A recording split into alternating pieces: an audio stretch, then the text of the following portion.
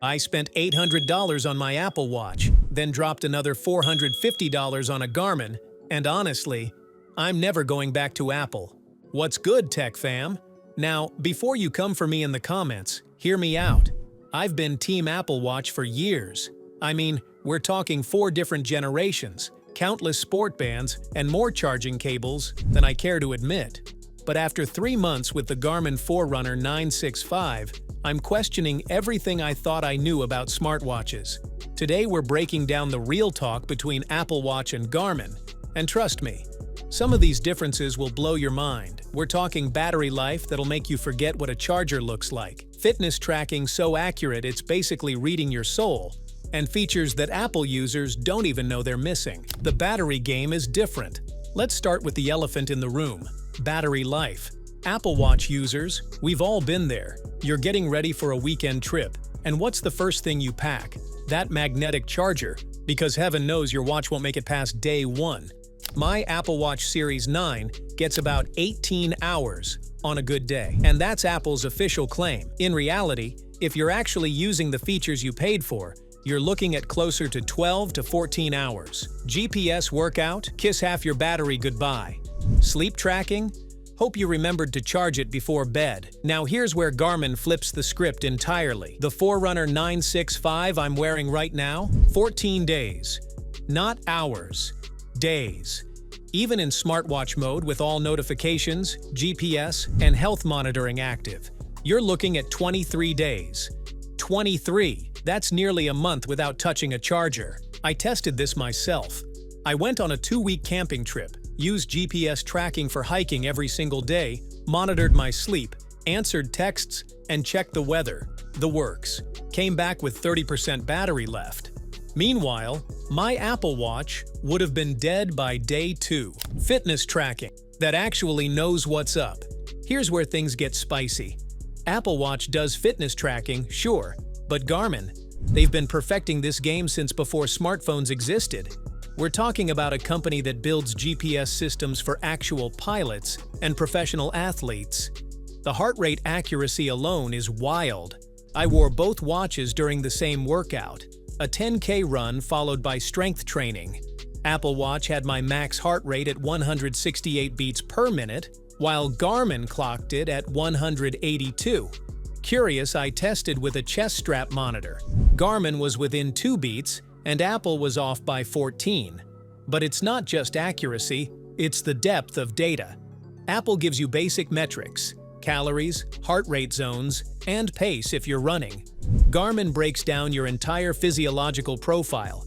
We're talking VO2 max, training effect, recovery time, performance condition, and something called training readiness that literally tells you if your body is ready for intense exercise.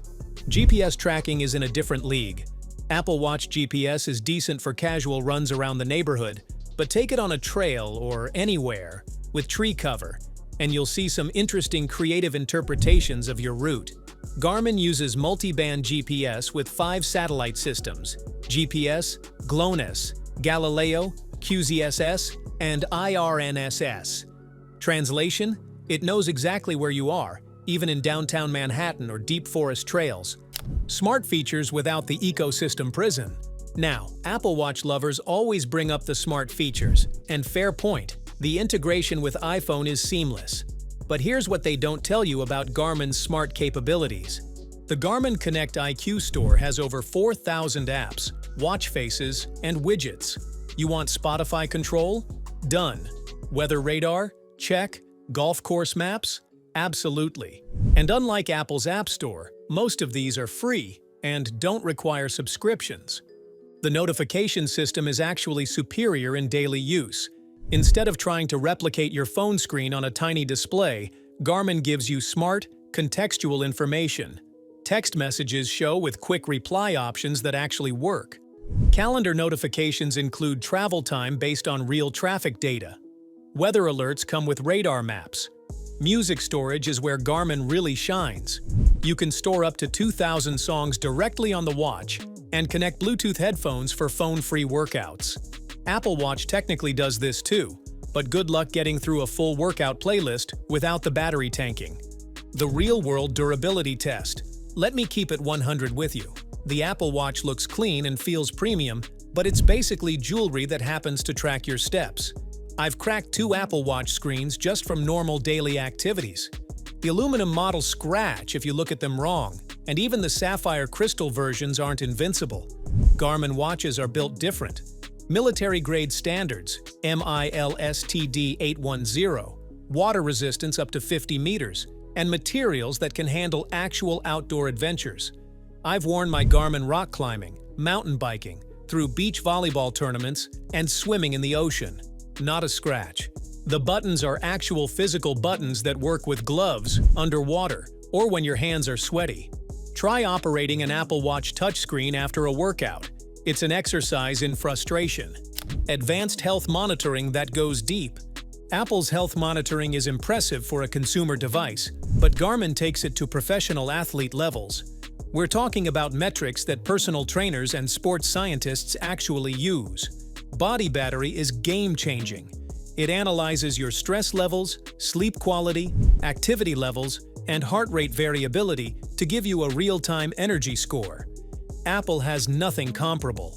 This feature alone has changed how I approach training and recovery. Here's where the rubber meets the road: sleep tracking accuracy that actually matters.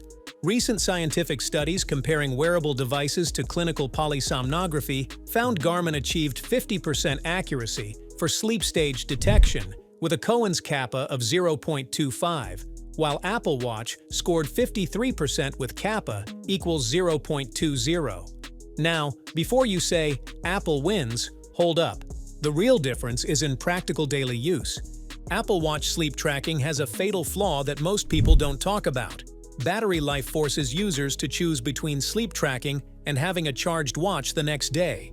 You literally have to pick, track your sleep, and wake up to a dead watch, or charge overnight and miss sleep data entirely. That's not a choice you should have to make with a 400-plus device. Garmin eliminates this dilemma completely. I've been tracking sleep continuously for 3 months without a single night of missing data. The watch charges so rarely that sleep tracking becomes automatic, not optional. But it's the depth of sleep analysis where Garmin really pulls ahead. Garmin assigns a sleep score from 0 to 100 based on sleep duration, sleep quality, and evidence of recovery activity, giving you actionable insights about your recovery state. Apple tells you how long you slept and maybe some basic stage information. Garmin tells you whether your body actually recovered. The sleep stage tracking includes detailed breakdowns of REM, light, deep, and awake phases, plus movement tracking that correlates with actual sleep disturbances. I tested this against my partner's observations during a week when I was having restless nights. Garmin accurately identified movement events and correlated them with sleep quality drops, while Apple missed most of the subtle disruptions. Most impressive is how Garmin integrates sleep data with everything else. Poor sleep quality automatically adjusts your body battery score, training recommendations, and stress monitoring sensitivity. It's not just data collection, it's intelligent health ecosystem integration that actually affects how the watch guides your daily decisions. Stress tracking runs continuously and provides guided breathing exercises when stress levels spike. The accuracy is wild. It often alerts me to stress before I consciously feel it, based on heart rate variability patterns. Navigation that actually navigates. Here's something Apple Watch users don't even know they're missing: real navigation. Apple Watch can give you turn-by-turn directions to Starbucks, but what about when you're hiking unmarked trails or exploring new cities on foot? Garmin watches come with preloaded topographic maps, ski resort maps, golf course layouts, and even trail maps for thousands of locations worldwide. The breadcrumb feature lets you navigate back to your starting point, even when there's no cell service. Climb Pro breaks down upcoming climbs with grade and distance information. I used this feature extensively during a backpacking trip in Colorado. No cell service for 3 days, but my watch guided me through complex trail systems, warned me about elevation changes, and even helped me find water sources marked on the topographic maps. The money talk, value that actually makes sense. Now let's talk numbers, because this is where it gets interesting. Apple Watch Series 9 starts at $399, but that's the aluminum model with a sport band.